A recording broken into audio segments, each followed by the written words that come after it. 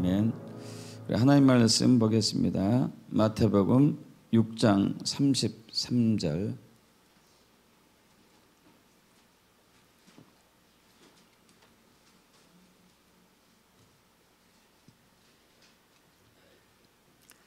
마태복음 6장 33절입니다. 천천히 저와 여러분이 합독하겠습니다. 그런즉 너희는 먼저 그의 나라와 그의 의를 구하라. 그리하면 이 모든 것을 너희에게 더하시리라. 할렐루야. 오늘은 우리 그리스도인의 재정관에 대해서 좀 은혜를 나누기를 원합니다. 하나님께서 아들 예수를 통해서 우리에게 주신 수많은 은혜와 복들이 있는데요. 그 중에 한 부분이 우리에게 부요함을 허락해 주십니다. 우리 고린도후서 8장 9절의 말씀 잘 알고 있죠.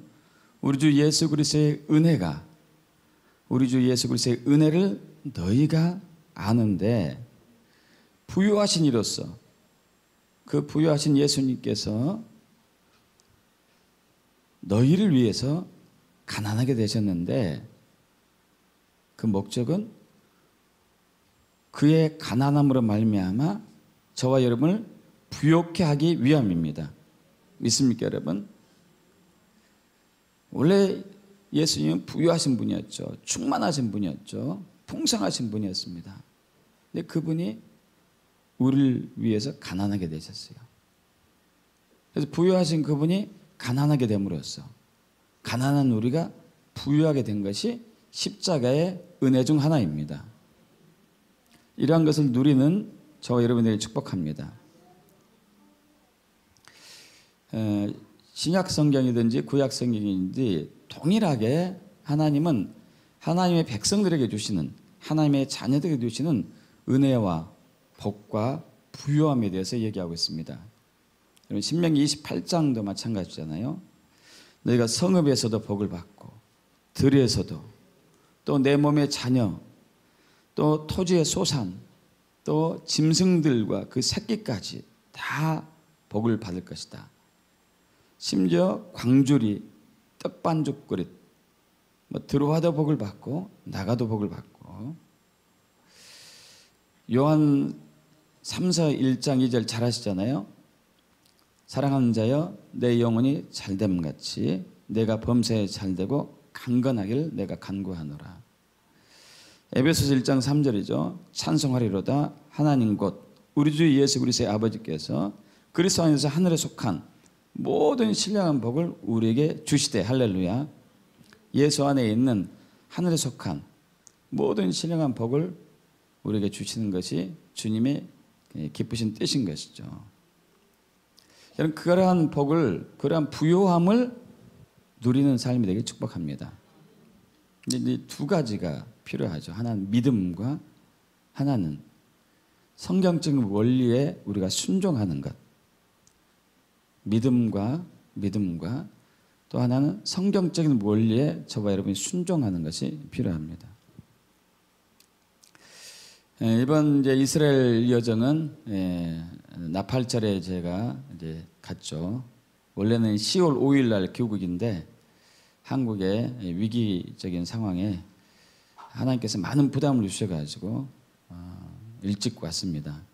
지난주 월요일 날 여기 도착해서 또 일주일 동안 월요일은 서울, 화요일은 부산, 그리고 수요일 대구, 그리고 목요일 광주, 그리고 금요일 대전, 그리고 어제 춘천 6개 지역을 이렇게 순회하면서 기도 모임을 인도하고 왔는데요.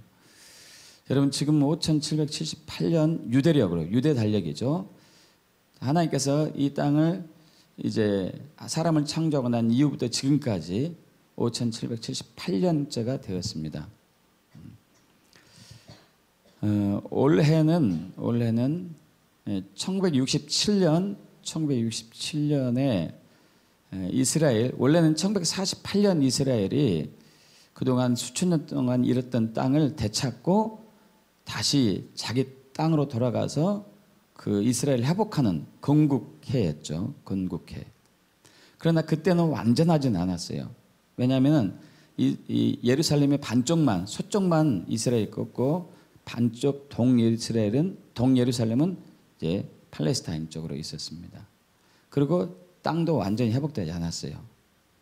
근데 1967년 6.1 전쟁을 통해 가지고 이스라엘이 완전하게 예루살렘을 다 회복했고 땅도 하나님이 주신 그대로 회복을 한 아주 중요한 해죠.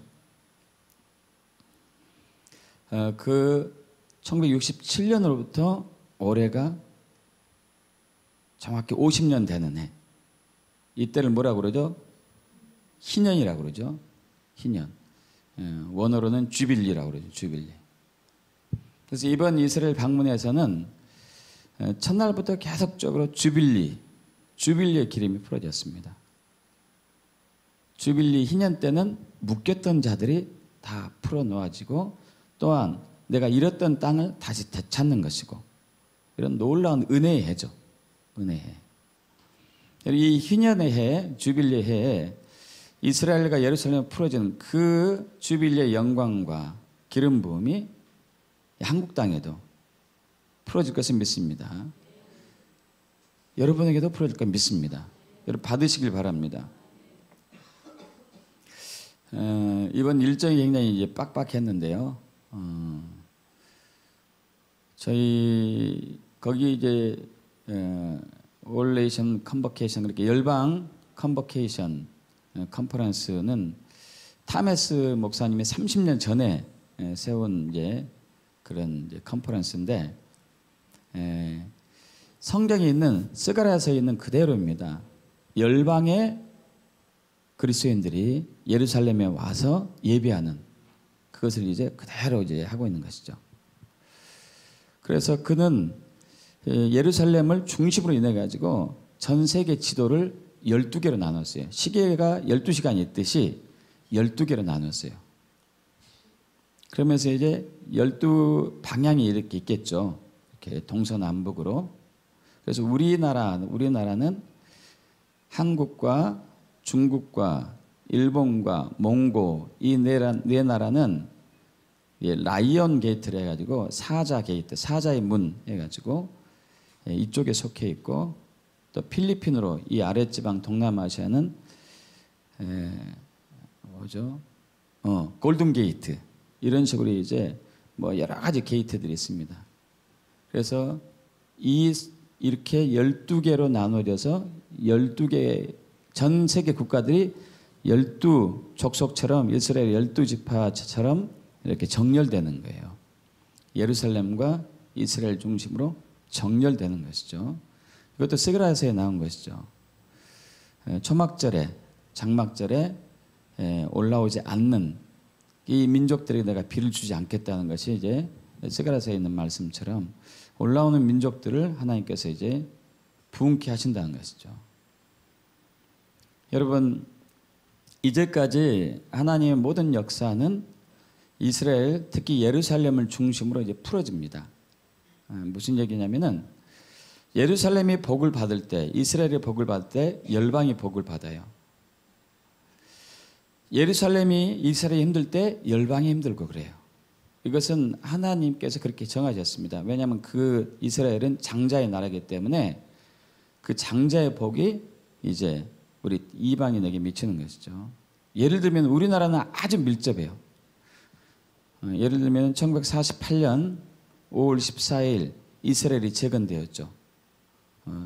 천몇백 년 만에 나라를 되찾았는데 우리나라도 마찬가지예요. 1910년 나라를 잃고 난 이후에 1945년 해방이 되었지만은 3년 동안 미 군정 아래 있었었죠. 그러다가 1948년 이스라엘이 1948년 회복되는 그때에 우리는 1948년 8월 15일 이제 건국일을 맞이하죠. 진짜 나라가 세워지는 것이죠. 이처럼 이스라엘의 회복이 열방의 회복으로 이어집니다. 그래서 하나님은 지금 이스라엘에 새로운 기름을 붓고 계시고 그 기름 부음들이 열방에 흘러가기를 원하시고 계시는 것이죠. 이사야 62장의 말씀이죠. 그날에 있어서 열방이 이스라엘을 위한 젖줄이 될 것이다. 지금은 그 시즌이에요. 그러니까 이스라엘을, 예루살렘을 먹이고 양육하고 복음을 전하고 하는 것이 지금 열방의 국가들이에요.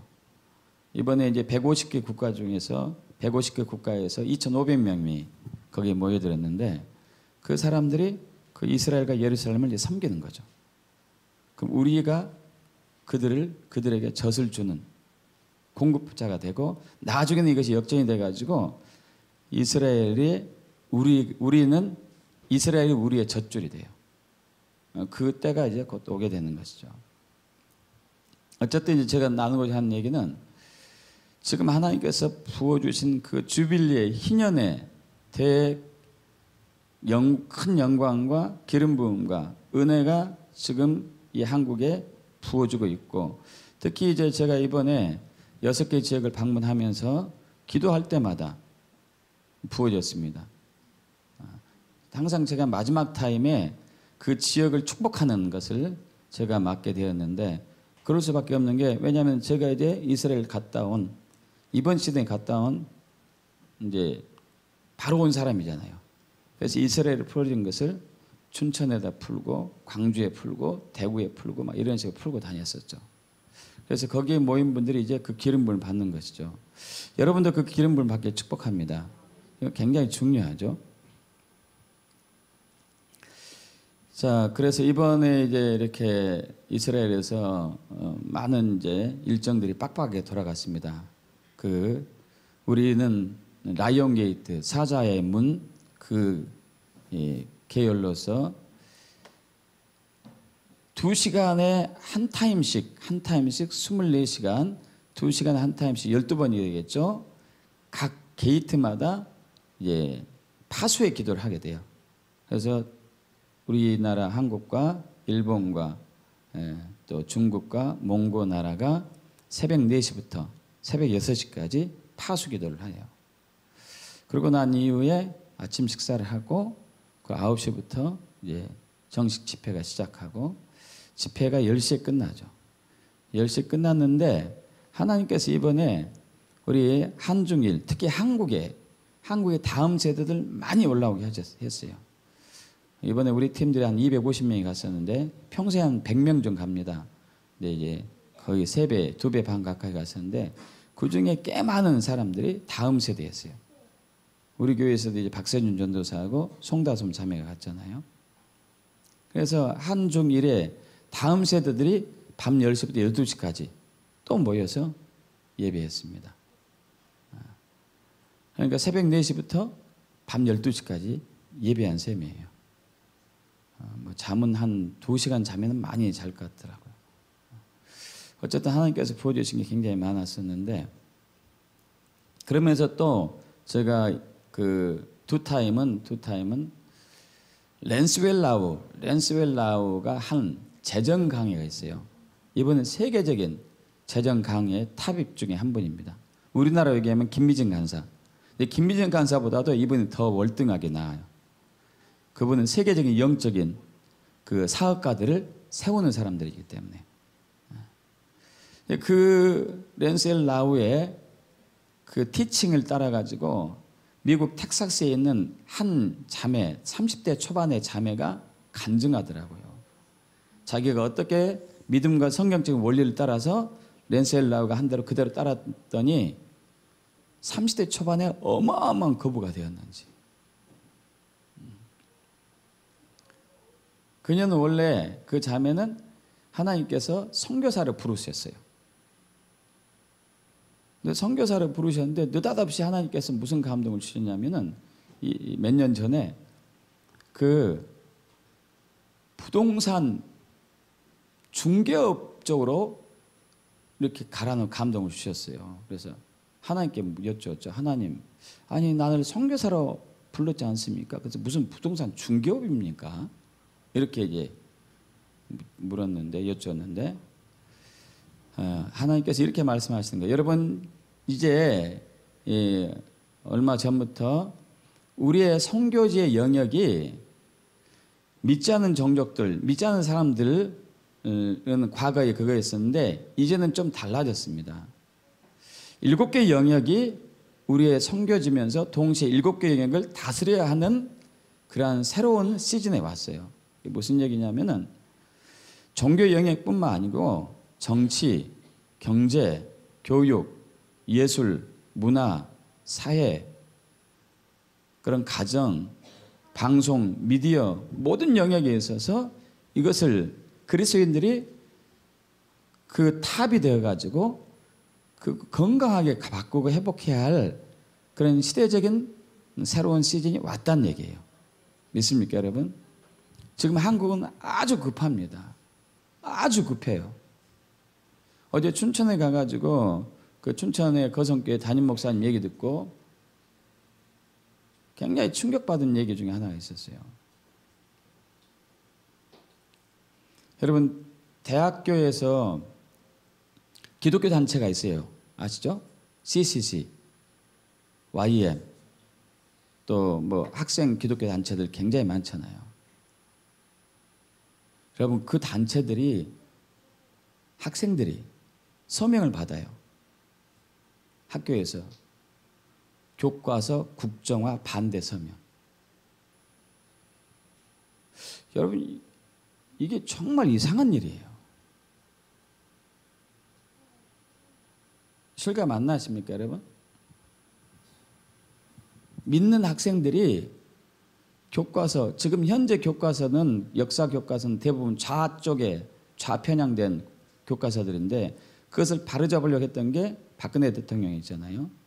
그것 때문에 하나로 또 탄핵에 또 당하는 계기가 됐지만, 안타까운 게 됐지만, 여러분, 교과서가 대부분 좌편향이에요. 좌편향.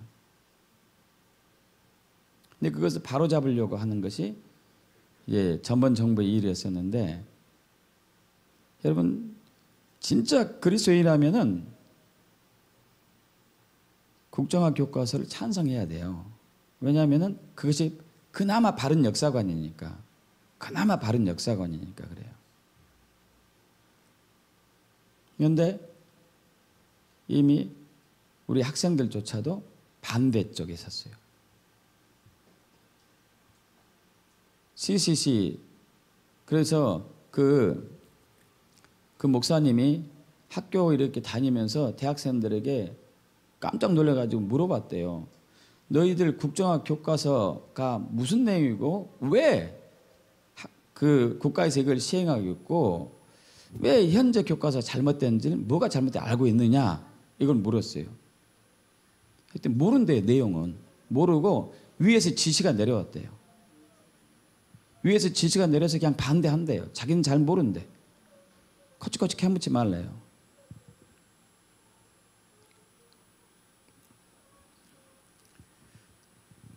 여러분, CCC 대표가 국가보안법 위반으로 지금 투옥됐거든요. 그 명령을 따라서 그냥 하는 거예요. 그냥 하는 거. 얘기가 좀 빗나갔는데 제가 무슨 얘기 드리려고 하냐면은 모든 영역에 있어서 CCC 단체가 정말 건강한 리더가 되었다면은 그렇지 않았을 거예요. 여러분, 그렇지 않겠습니까? 방송국에 정말 건강한 리더십을 가진 크리스천이 거기에 리더로 있다면은 방송국이 괜찮을 거야. 언론도 그렇고 모든 영역에 있어서. 여러분, 재정 부분도 마찬가지거든요. 경제 부분도 마찬가지고 건강한 가치관을 지닌, 건강한 재정관을 지닌 그리스도인들이 세워졌을 때 이때 나라의 불평불만이 굉장히 현저하게 줄어들어요. 근데 안타깝게도 이 시대에 저와 여러분이 그리스도인들이 재정관이 건강하지 않아요. 그래서 공산주의가 저렇게 길을 쓰고 있는 게 우리나라가 유독 공산주의가 심해요. 소련이 해가지고 망했지 않습니까? 대부분 공산국가가 다 이제 망했죠. 겨우 남은 게 베트남하고 중국이고 북한이고 이거잖아요. 저것도 변질된 공산주의죠. 왜냐하면 진짜 공산주의는 망했으니까. 그 이상이었으니까. 근데 우리는 유독 심해요. 유독. 우리나라는. 자생적인 공산주의들이. 여러분 그 원리는 가만히 따져보면 성경적일 수 있어요. 근데 사람의 힘으로 그것을 이루려고 하는 것은 반드시 실패하거든요. 초대교회에 핍절한 사람이 없었던 이유는 자발적으로 자원하는 마음으로 자기의 재정을 사도들 앞에 둬가지고 사도들이 골고루 분배했기 때문에 가난한 사람이 없었어요. 믿습니까 여러분? 근데 공산주의 이걸 본땄는데 성령이 없는, 하나님의 은혜가 없는, 예수가 없는, 하나님의 역사가 없는, 하나님의 말씀이 없는 이것을 함으로 인해서 공산주의는 실패한 것이죠. 자, 우리가 건강한 재정관을 회복했을 때 이 나라에 핍절한 사람이 없어집니다. 불평불만이 없어져요. 근데 저와 여러분 그러지 않다는 것이죠. 어쨌든 그 자매는 건강한 가치관을, 재정에 대한 건강한 가치관과 믿음을 회복함으로써 30대 초반에 어마어마한 거부가 됩니다. 불과 몇 년 사이예요. 여러분 몇 년 사이예요. 야, 그러면 우리 그리스도인들이 100명이면 다 100명 다 저렇게 되지는 않을지라도 30명 내지 50명 저 정도 될 수 있겠다. 저 자매가 그렇게 할 수 있다면 믿습니까 여러분? 그래서 우리가 그런 건강한 재정관을 갖기를 원합니다. 그렇게 되길 원하십니까?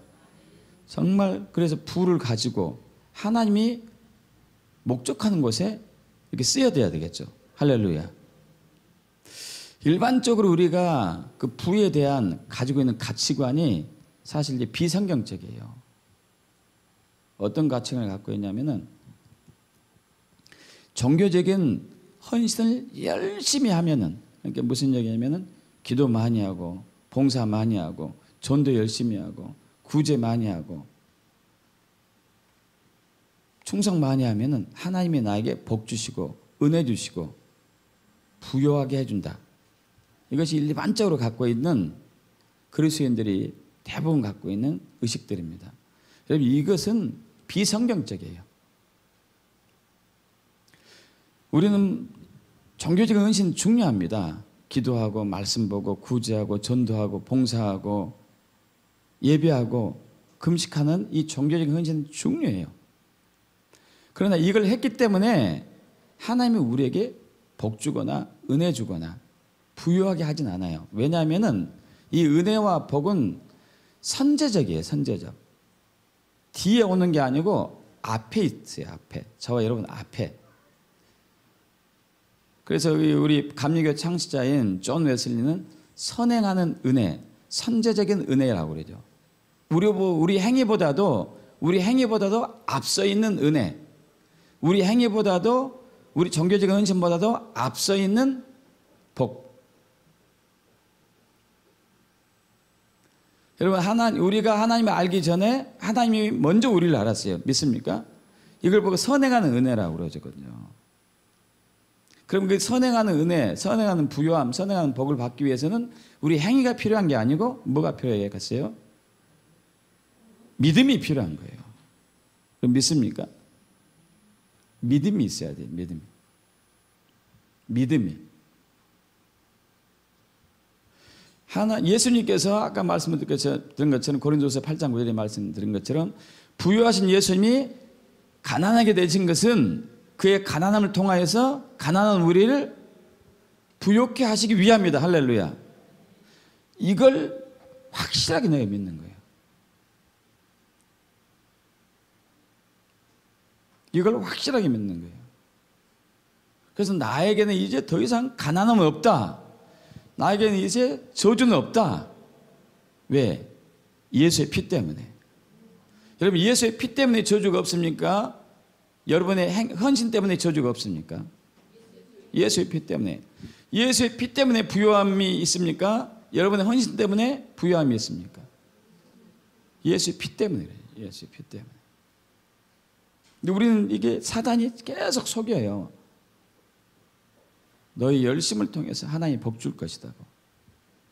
여러분 그러면은 후행하는 은혜가 돼요.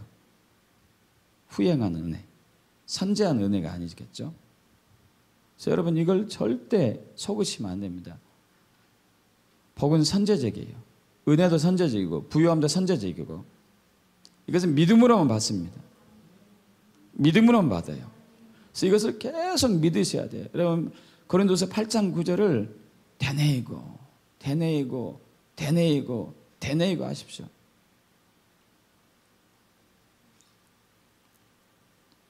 현재 가지고 있는 부의 100배, 1000배, 10,000배가 되게 하는 것은 하나님의 은혜예요. 하나님께서 역사하신 부분, 하나님께 예비하신 부분이죠.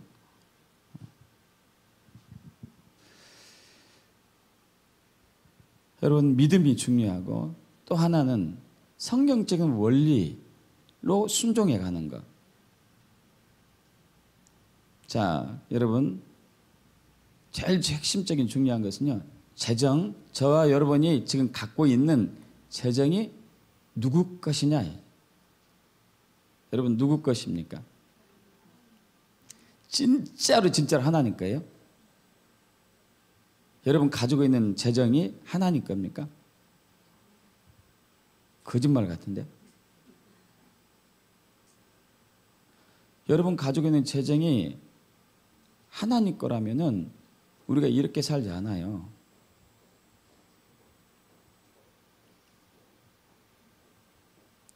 이렇게 인색하거나 이렇게 궁핍하거나 이렇게 안달하며 살 수가 없다고요. 진짜 하나님 거라고 믿는다면 답은 맞아요. 우리가 갖고 있는 재정 하나님 것이죠. 그러나 실제적인 행동은, 실제적인 삶은 전혀 그러지는 않죠. 말로는 하나님 것입니다 하는데 우리는 쓸 때는 내 것이니까 내 마음대로, 내 뜻대로, 내 생각대로 써가는 것이죠. 여기 접어두시고 고린도전서 3장 21절 23절 가겠습니다.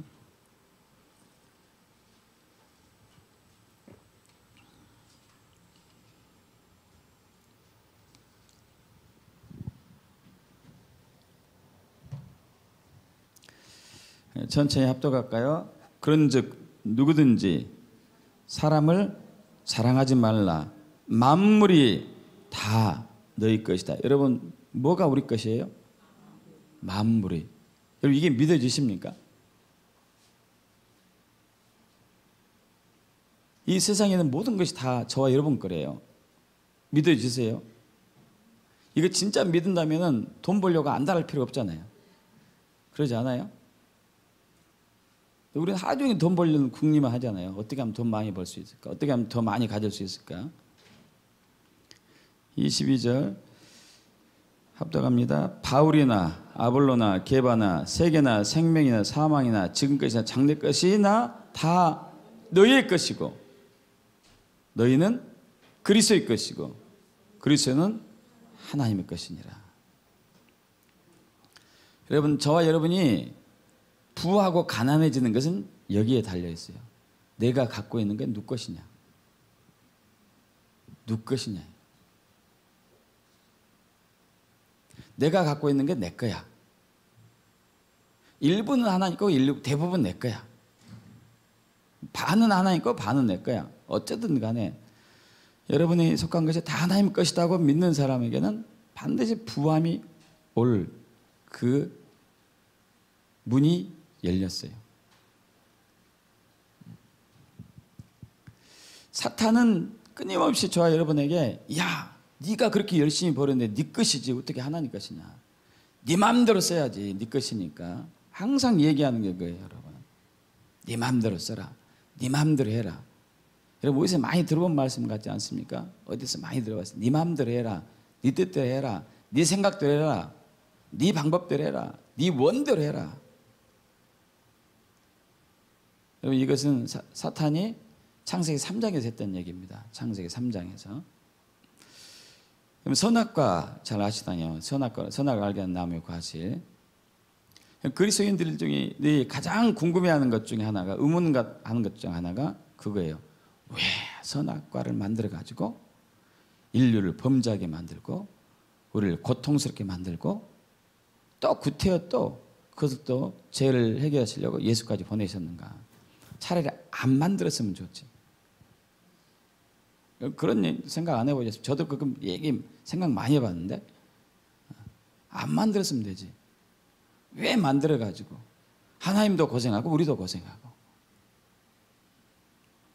여러분 선악과는 두 가지 때문에 만들었어요. 두 가지 때문에. 하나는 우리에게 자유의지가 주어졌기 때문에. 자유의지. 하나님은 저와 여러분이 로봇 되기를 원치 않죠. 자, 에덴 동산에 여러 가지 수많은 종류의 과일 나무들이 있었고 중앙에 두 종류의 나무가 있습니다. 하나는 생명나무, 또 하나는 선악과, 선악나무, 선악을 알게 한 나무. 둘 다 열매가 맺었죠. 아담과 하와가 동산을 거니면서 이 과일 저 과일도 먹고 오늘은 이 배를 먹고 어제는 뭐 복숭아 먹고 그러면서 또 동산 중앙에 가서 생명나무의 과실도 먹고 그 옆에 선악과는 손을 안 댔어요. 자, 생명나무는 누구를 뜻하죠? 이게 누구를? 예수님. 맞습니다. 예수님이죠. 자, 아담과 하와는 에덴 동산 중앙에 가서 두 종류의 나무를 대할 때마다 택해야 해요. 내가 생명나무를 택할 것인지 하나님 먹지 말라 한 선악을 알게 한 나무의 과실을 택할 것인지 자기 자유의지로 하나님을 택한 예수를 택하는 것이죠. 자유의지죠. 자유의지. 이것이 하나고 두 번째 선악을 알게 한 나무를 만들어서 이 두 번째는 너의 주인이 누구냐. 저와 여러분에게 아담과 하와에게 너의 주인이 누구냐. 자, 하나님께서 창세기 1장에서 아담과 하와를 만들 때 사람을 만들 때 누구 형상으로 만드셨어요? 하나님의 형상으로. 그리고 하나님의 권위를 줬어요.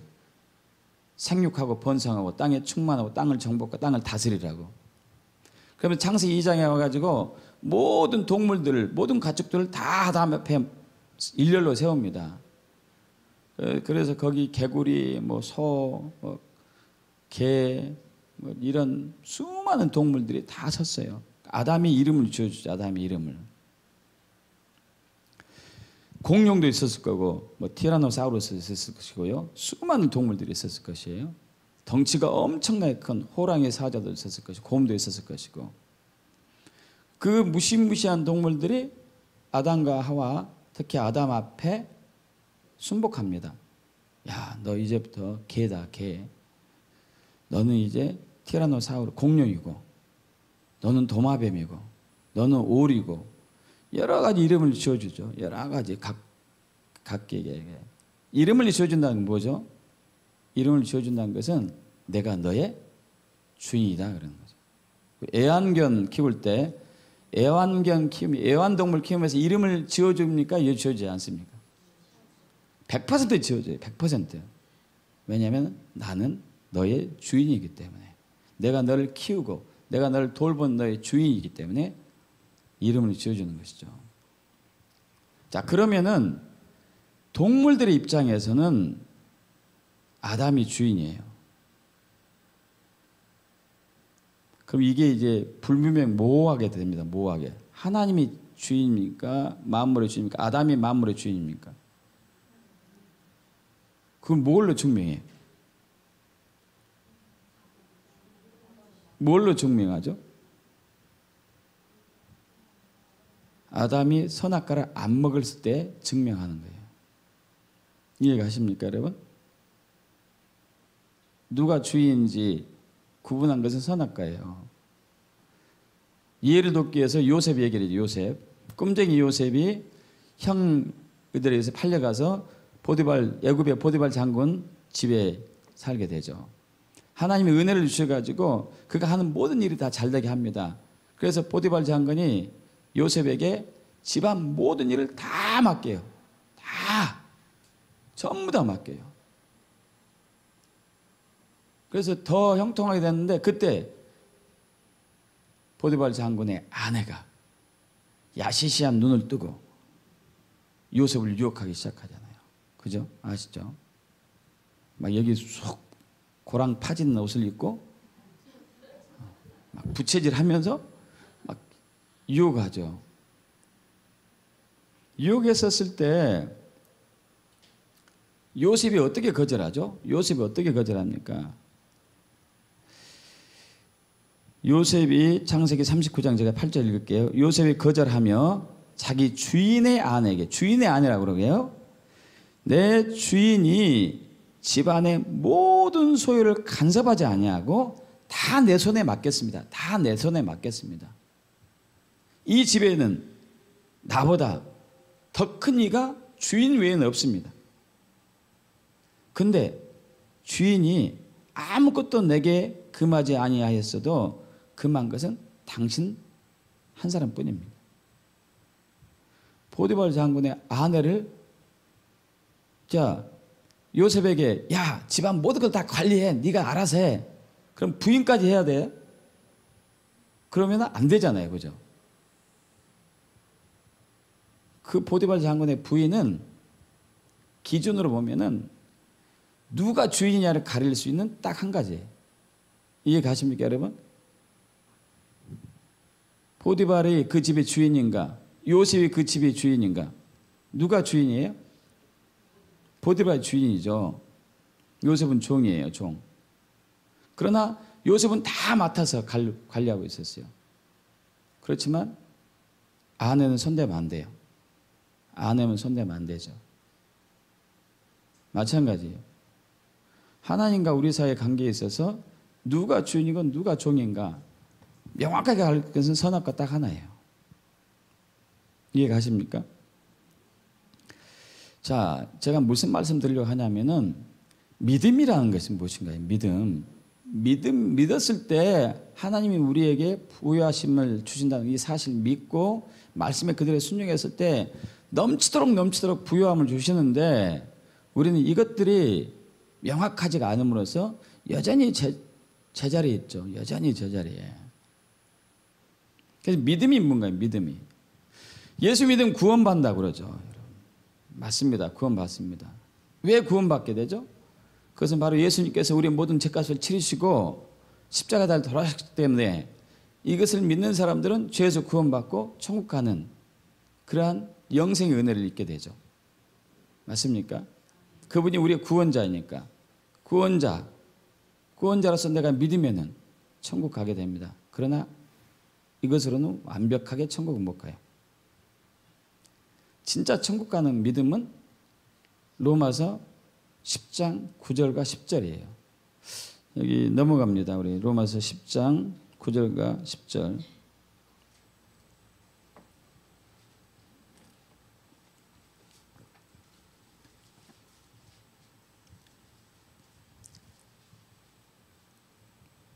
합독합니다. 내가 만일 내 입으로 예수를 주로 시인하며 또 하나님께서 그를 죽은 자 가운데 살리신 것을 내 마음에 믿으면 구원을 받으리라. 사람이 마음으로 믿어 의에 이르고 입으로 시인하여 구원에 이르느니라. 마음으로 예수를 뭘로 믿어요? 주는 뭡니까? 이게 주인. 주인이. 여러분 예수님이 여러분의 주인입니까? 가슴에 손을 놓고 한번 예수님이 나의 주인입니다. 진짜 믿습니까? 진짜 주인이라면은 여러분 절대 여러분의 삶을 함부로 살 수 없어요. 삶의 우선순위에서 예수님이 첫째예요. 진짜 주인이라면. 재정 함부로 못 써요. 내 마음대로 못 쓴다고요. 진짜 주인이라면. 그러지 않아요? 내 삶 내가 주인이니까 내 시간 내 마음대로 쓰는 거고 내 돈 내 마음대로 쓰는 거고 예수님이 주인이 아니기 때문에. 이런 분한테는 하나님의 재정을 많이 부어줄 수가 없어요. 재정을 부어줄 수 없습니다. 그 재정을 부어주면은 그 재정은 그 사람을 죽이니까. 그래서 간혹 많죠. 그런 예는 어마어마한 복권에 당첨돼 가지고 완전히 더 그전보다 못한 사람들 더 많죠. 왜냐하면 우리가 이 세상에서든지 뭐 저 세상은 마찬가지겠지만 이 세상에 살면서 가장 안전한 피난처는 예수님이잖아요. 예수님 아래, 예수님 안에 거할 때잖아요. 그것은 예수님이 나의 주인됨 아래 내가 머물러 있는 것을 얘기하죠. 예수님이 나의 주인입니다. 예수님이 나의 주인입니다.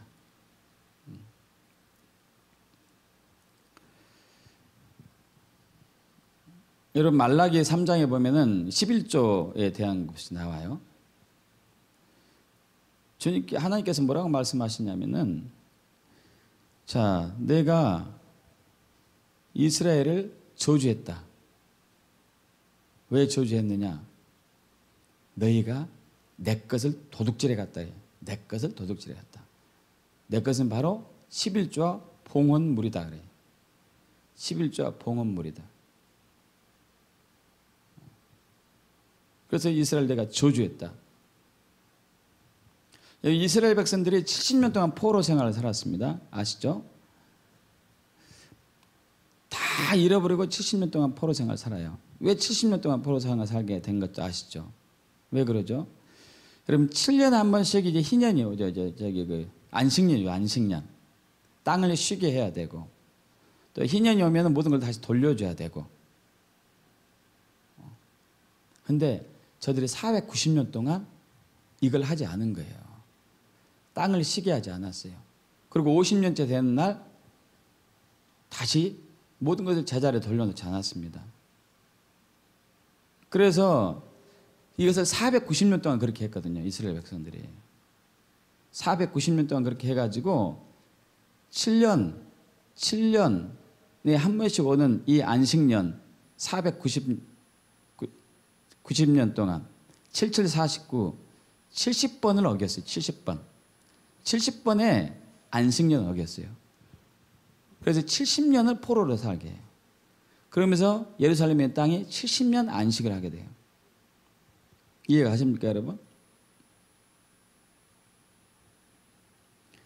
자, 다시 얘기해서 하나님이 말씀하는, 하나님이 기준하는 성경적인 원리로 우리의 재정을 사용하지 않는다면 하나님은 저 여러분에게 줄 예정에 있는 이 모든 은혜와 복을 보류를 시켜놔요. 그리고 어려움에 거하게 해요. 진짜 주인이 누군지를 알아야 되니까. 진짜 주인이 예수입니까? 진짜로. 진짜로. 이게 쉽지 않습니다, 여러분. 이 믿음이 쉽지 않아요. 내가 주인인 것이, 내가. 여러분, 이것은 세상 사람들이 그렇게 사는 것이에요. 세상 사람들은 자기가 자기 것이 자기 것이기 때문에, 자기가 이렇게 버린 돈이 자기 것이기 때문에 항상 이 생각만 해요. 어떻게 하면 돈을 많이 벌 수 있을까? 어떻게 하면 많은 걸 소유할 수 있을까? 여러분 그러지 않습니까? 주변에 보면 많은 사람들이 어떻게 하면 돈 벌 수 있지? 그래서 부동산도 해보고 주식도 해보고 뭐 여기 투자도 해보고 저축도 해보고 뭐 사업도 해보고 뭐 알바도 해보고 돈 벌려고 그리고 부자 되려고. 여러분 돈 많이 벌고 부자 된 것은 죄는 아닙니다. 부가 있어서 나쁠 것은 없죠. 여러분 그런데 그리스도인의 신앙생활은 달라요. 자, 우리 마태복음 6장 33절 처음으로 돌아갑니다. 마태복음 6장 33절. 저희를 합독합니다. 그런즉 너희는 먼저 그의 나라와 그의 의를 구하라. 그러면 이 모든 것을 너에게 더하시리라. 할렐루야. 너희는 먼저 그의 나라와 그의 의를 구하라. 그럼 이 모든 것은 너에게 더하실 것이다. 이것이 이제 하나님이 하나님 말씀하신 재정의 원칙이죠. 이 모든 것을 더한다는 얘기는 먹을 것, 입을 것, 잘 것, 필요한 것을 풍성하게 넘치게 하신다는 얘기죠. 뭘 하면요? 먼저 그의 나라와 그의 의를 구하면 그렇게 하신다는 얘기죠. 자, 이것은 무슨 얘기인가? 자, 왜 여러분 재정이 하나님 것이었을 때하고 내 것일 때하고 확연하게 부와 가난함으로 갈라지게 되냐면은 우리 이 부분을 좀 보면 되겠습니다. 마가복음 6장 19절, 20절 합독합니다. 너희를 위하여 19절, 20절 너희를 위하여 보물을 땅에 쌓아두지 말라.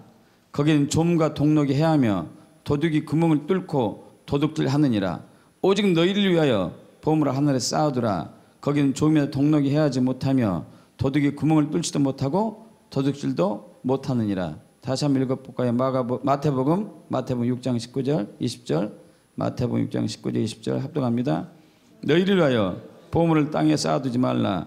거기는 좀과 동록이 해하며 도둑이 구멍을 뚫고 도둑질하느니라. 오직 너희 위하여 보물을 하늘에 쌓아두라. 거기는 좀이나 동록이 해하지 못하며 도둑이 구멍을 뚫지도 못하고 도둑질도 못하느니라. 누구를 위해서요?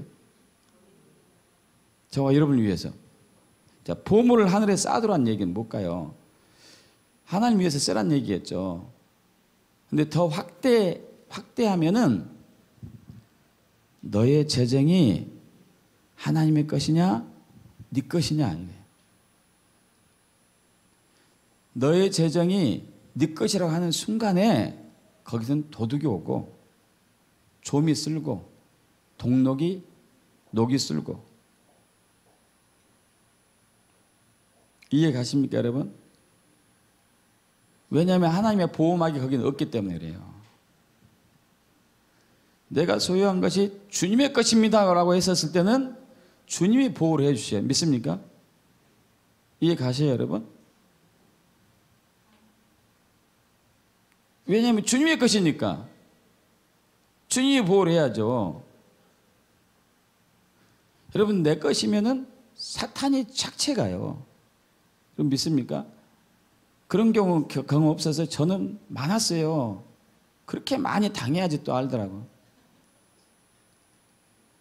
제가 20년 전에 사업을 한다고 4억을 투자해요. 4억. 지금은 40억. 많이도 투자했죠. 근데 딱 한순간에 3억이 날아갔어요. 30억이.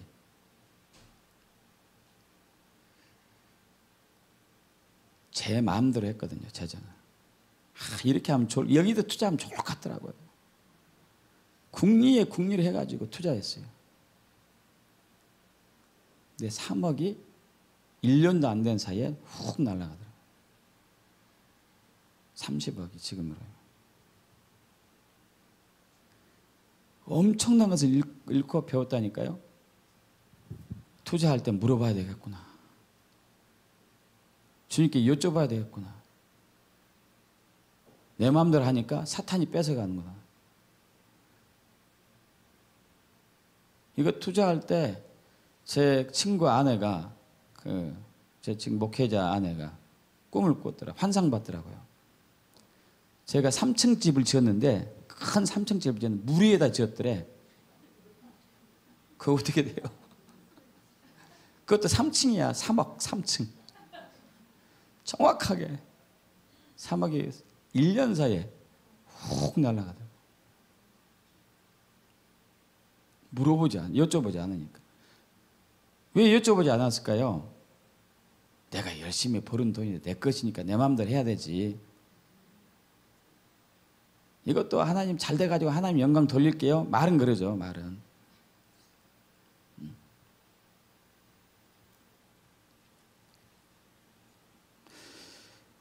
여러분 너희는 먼저 그의 나라 그의 의를 구하라. 진짜 믿는 사람들은 세상 사람들처럼 그렇게만 원하지 않습니다. 세상 사람들은 어떻게 하면 돈을 많이 벌까? 어떻게 하면 돈을 많이 소유할까? 이거죠. 근데 진짜 믿는 사람들은, 주인이 예수님인 사람은 많이 벌고 많이 소유하는 것도 중요하지만 똑같이 중요한 게 있어요. 어디에, 어떻게, 언제 써야 될지. 이걸로 고민해 본 적이 있으신가요?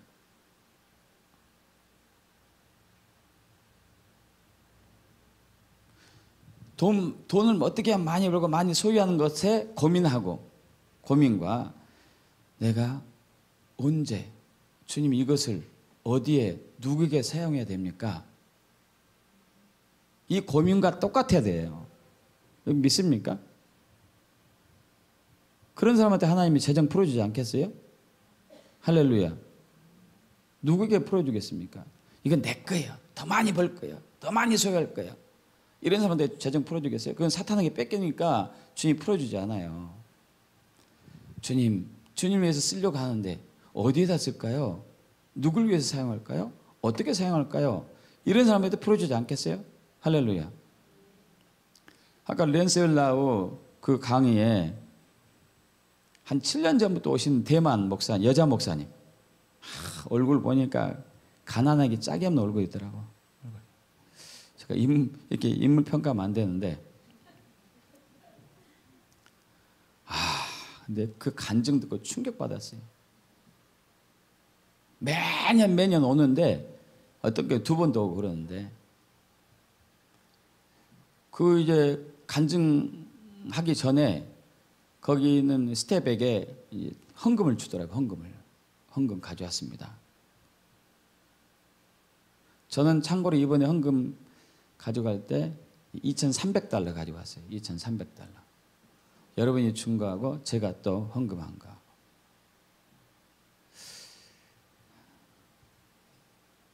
그분은 한국 돈은 몇 천만 원 가져왔더라고요. 처음에 왔었을 때 이스라엘에 이 예비가 없어가지고 후원 받아서 온 사람이에요. 7년 전에. 그런데 랜셀라우의 재정 강의를 듣고 그 믿음과 그 성경적 원리대로 그대로 하기 시작했어요. 여러분 단 몇 년 사이에 얼마나 하나님 많이 채워줬는가. 여러분 그분이 최근 몇 년 사이에 1억을 헌금했어요. 1억 헌금했으면 얼마나 많은 재정을 벌였다는 거 상상 가시겠죠?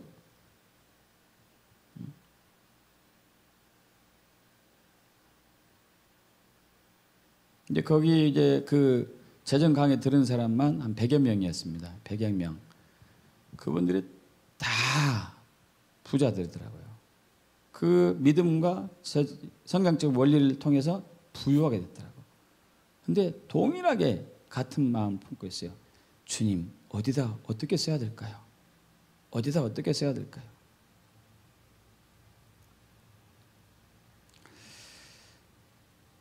여러분, 이번에 여러분이 이제 주신 헌금과 이 부부가 한 것을 2,300불을 가져갔죠. 그래서 봉투를 8개를 만들었어요. 100불짜리 2개하고 300불짜리 6개.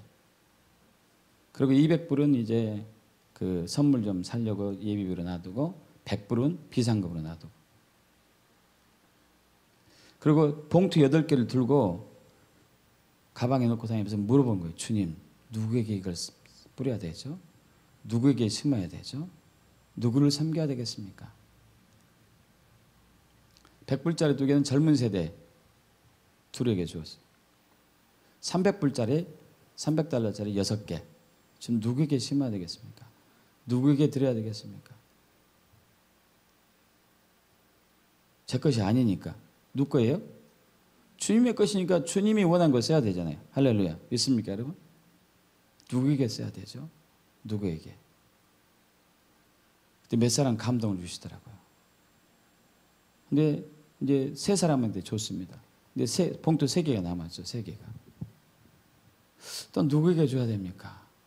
그리고 제가 오늘 날짜가 너무 거기 있는 체류기간이 짧아가지고 선교사들도 많이 못 만났어요. 첫 번째 봉투는 그 이스라엘에서 고아원 사역하는 그 단체에 줬고, 두 번째, 세 번째 봉투는 선교사에게 줬고 이제 선교사가 더 이상 안 보이는 거예요. 주님 어떻게 됩니까? 해서 이제 그 남을 이렇게 돕기를 잘하는 그 목사님한테 여쭤봤죠. 목사님 제가 실은 이렇게 해서 우리 교인들이 가지고 온 거 제가 연합해 가지고 봉투를 해왔는데 이게 지금 줄 때가 마땅치가 않습니다. 어떻게 해야 되죠? 그랬더니 한 선교사님을 소개해 주더라고요. 그분 귀하시대요. 베트남에서 왔는데 베트남에서 열 몇 명의 사람을 모시고 왔는데 그분들이 베트남에 오신 분들이 다 가난하기 때문에 열 몇 명의 돈을 다 이렇게 해줬어요. 15,000불. 근데 15,000불로 부족해왔는데 19,000불 들었대요. 4,000불이 부족하대. 4,000불. 그래서 이분한테 2개 드리고 다른 분한테 또 한 분 더 드리고. 여러분 그런데 오기 전날 그 베트남에서 온 한국 선교사죠. 저를 개인적으로 만나자고 그러더라고요. 목사님, 저를 뭐 어떻게 알고 저한테 줬습니까? 저는 목사님 처음 보는데요. 저는 그 목사님을 오산리 우리 기도재단 훈련 때 딱 한 번 봤어요. 얼굴은 이제 기억하고 있고 그분은 저는 잘 모르고. 이것은 우리 성도들이 한 헌금인데 주님께 계속 여쭈고 있었습니다. 누구에게 이렇게 드려야 될까요? 누구에게 주님 언제 줘야 될까요? 그래서 당신에 대한 마음을 많이 받았습니다. 그래서 많지는 않습니다. 4,000불에서 600불이니까 뭐 이제 아직도 많이 부족하죠. 이것이 씨앗이 돼가지고 더 많이 걷어지는 계기가 되면 좋겠습니다. 그 목사님이 이제 자기는 남한테 절대 손 안 벌린대요. 근데 이분은 너무 급하게 4,000불이 부족해가지고 그 목사님한테 얘기했대요. 이제 제가 이제 맨 먼저 후원한 사람이란 얘기죠. 그러면서 목사님 제가 목사님 위해서 기도해도 될까요? 그래서 얼마든지 하시라고. 여러분 제가 유명하신 사역자들 또 유명한 선지자들 많이 만나러 다니고 또 만난 적도 있고 기도 사역도 받고 그러잖아요. 이야, 그분 정말 깊게 하더라고요. 앞으로 어떻게 주님께서 당신을 사용할 것이고 어떠한 기름을 부어줄 것이고 지금 어떤 부분에 있어서 하나님이 다루고 계시고 정확하게 하는 거예요. 그러면서 이제 제가 한국에 들어와서 픽업도 저를 해줬는데 공항까지 고맙다고 이렇게 문자를 보냈는데 답장이 왔어요. 그 픽업하면서 공항까지 가면서 하나님이 그 목사님과 같이 있었던 그 시간을 아직도 기억나게 하면서 아주 중요한 약속의 시간이었다는 것을 하나님이 보게 하십니다. 목사님 한국에 가서 하는 모든 일들이 주 안에서 풍성하게 열매 맺길 축복합니다. 여러분 우리가 가지고 있는 모든 것들이 진짜 주님의 것이 되었을 때 주님이 역사하기 시작해요. 믿습니까? 내 거니까 내가 알아서 내 열심으로 해봐야지. 이때는 주님이 손 놓을 수밖에 없어요. 왜냐하면 주님 밖에 있으니까. 그때는 사탄이 일할 수밖에 없습니다. 사탄이 일하게 돼요. 사탄이. 여러분 부유하게 하는 것이 하나님의 뜻입니다. 믿습니까? 넘치게 하는 것이 하나님의 뜻이에요. 그것은 약속의 말씀이죠. 근데 그것은 믿는 사람에게 성경적 원리를 열심히 하는 사람이 필요한 거예요. 그렇게 얻을 거예요. 그래서 여러분 이스라엘 제가 갈 때 후원을 하든지 아니면 헌금을 하든지 항상 넉넉하게 심으셔야 돼요. 제가 부담 주려고 하는 게 아니에요. 우리 고린도후서 보겠습니다. 9장 6절 고린도후서 9장 6절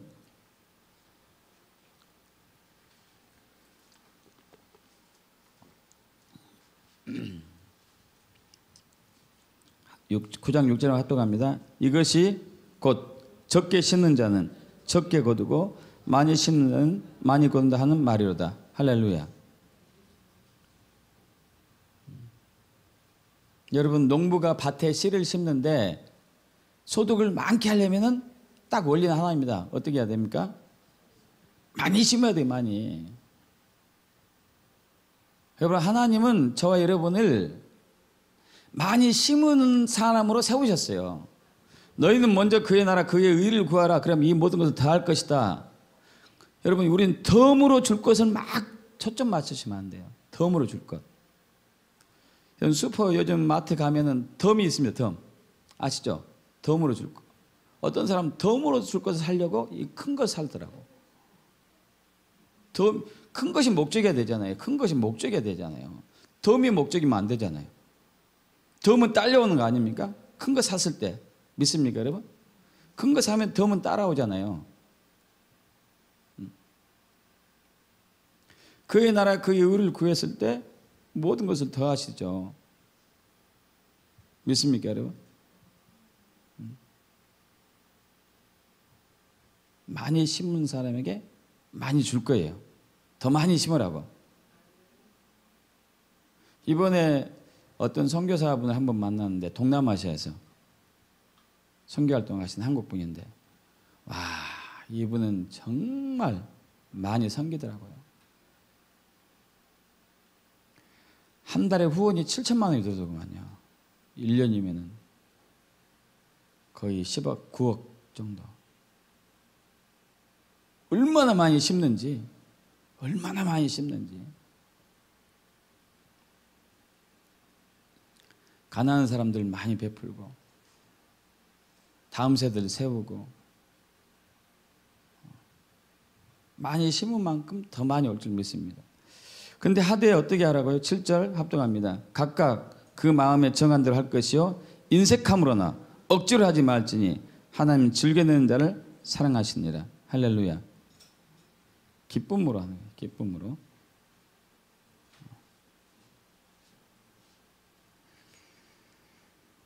믿음으로, 기쁨으로, 감사함으로, 즐거움으로 넉넉하게 심었을 때 하나님께서 우리에게 예정하신 그 모든 복을 다 풀어줄 줄 믿습니다. 여러분, 이제 다음 이 10월 5일부터 이번 주 10월 5일부터 10월 12일까지 이제 장막절이 돼요. 장막절이요. 이스라엘 아니죠. 성경은 여호와의 3대 절기를 굉장히 중요시합니다. 봄의 절기 유월절, 그리고 초여름의 절기 오순절, 그리고 가을 절기 장막절 혹은 초막절.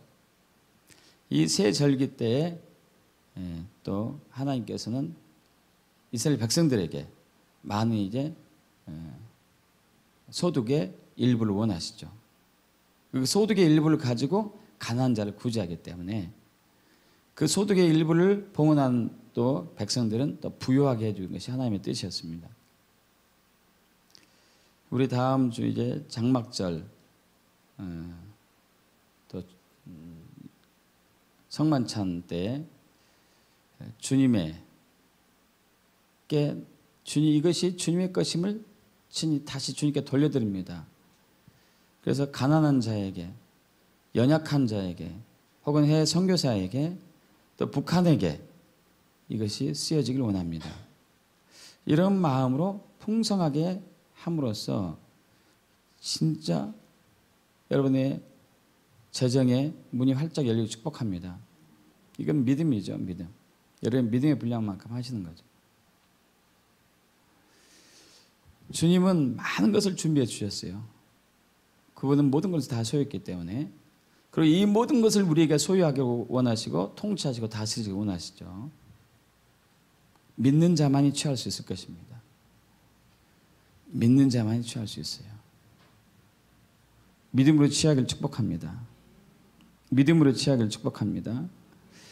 말세에 하나님의 창고를 여십니다. 하늘 창고를 여시죠. 그 창고에 넘치도록 그 하늘 창고로부터 우리 창고에 넘치도록 채워주신 하나님을 찬양합니다. 여러분 아무런 걱정하지 마십시오. 아무런 염려하지 마십시오. 누가복음에서 동일한 말씀 나오죠. 마태복음과. 야, 이것들이 이방인들이 하는 것이 아니냐? 너희는 염려하지 말고 근심하지도 말지어다. 먹고 사는 것 때문에. 하나님 너희의 머리털까지도 세신 바 되었고 들의 백합화도 먹이고 공중에 나는 새들도 먹이는데 하물며 너희일까 보냐? 이 믿음이 적고 없는 사람들아. 하나님 넘치도록 채워주세요. 할렐루야. 믿습니까? 무한하게 채워주세요. 이제 5778년이 시작되었는데 여러분 진짜로 우리 한번 해봅시다. 야, 하나님이 나의 삶에 얼마나 많이 부어주신지 우리 믿음으로 주님은 나의 가난함을 지시고 나를 부욕케 하셨습니다. 믿습니다. 그것이 이 재정의 증거입니다. 이 재정 그리고 주님의 것입니다. 주님이 사용하는 곳에 제가 쓰겠습니다.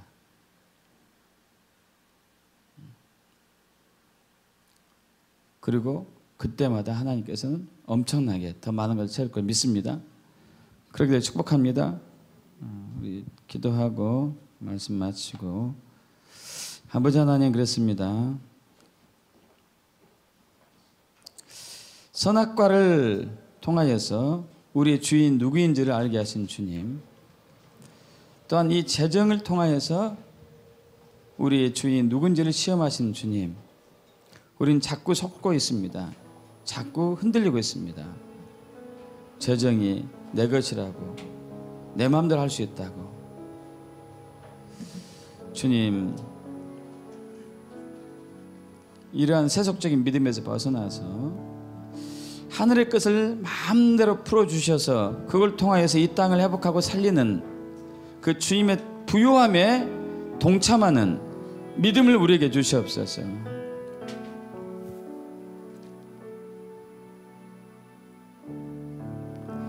우리가 가난한 우리를 위해서 가난을 부여하신 예수님이 가난을 지심으로써 우리의 가난을 가져가시고 부여하신 것을 믿고, 그리고 그분이 바로 우리의 주임을 믿음으로써 우리의 삶의 모든 영역에서 우리의 주권을 주님께 내어드립니다. 그래서 우리는 주님이 우리를 주인으로서 보호하기 때문에 아무런 근심이나 걱정이나 염려할 필요가 없음을 우리는 믿습니다. 우리가 우리의 것이 우리의 주인이라면 우리는 염려하고 근심하고 걱정할 수밖에 없습니다. 혹시 누가 훔쳐가지 않을까? 혹시 누가 뺏어가지 않을까? 저는 그러나 우리가 우리의 것을 하나님께 놓는다면 이건 절대 사탄마귀의 손도 대지 못하는 것이고, 오히려 그것이 배가 될 것을 믿습니다. 이런 부유한 것들이, 부유함이, 풍성함이 우리의 삶이 될 것을 믿고 감사드리며 우리 주 예수 그리스도의 이름으로 기도합나이다. 아멘. 찬양하시면